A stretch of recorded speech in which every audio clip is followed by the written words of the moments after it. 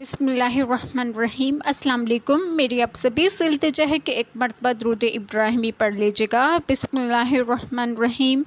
اللہم صلی علی محمد وعلی آل محمد کما صلیت علی ابراہیم وعلی آل ابراہیم انک حمید مجید۔ اللہم بارک علی محمد وعلی آل محمد کما بارکت علی ابراہیم وعلی آل ابراہیم انک حمید مجید۔ بسم اللہ الرحمن الرحیم۔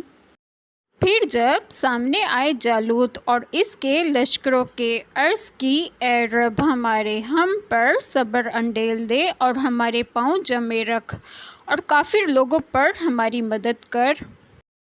بسم اللہ الرحمن الرحیم۔ آج جو بات میں آپ لوگوں سے ڈسکس کروں گی وہ یہ ہے کہ حضرت داؤد علیہ السلام کے والد عیسیٰ طالوت کے لشکر میں تھے اور ان کے ساتھ ان کے تمام فرزند بھی تھے۔ حضرت داؤد علیہ السلام ان سب میں چھوٹے تھے، بیمار تھے، رنگ زرد تھا، بکریاں چراتے تھے۔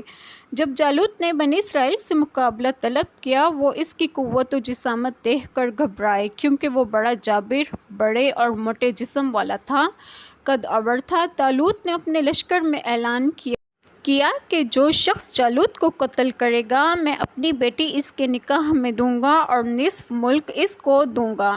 مگر کسی نے اس کا جواب نہ دیا، تو طالوت نے اپنے نبی حضرت شموئیل علیہ السلام سے عرض کیا کہ بارگاہ خدا میں دعا کریں۔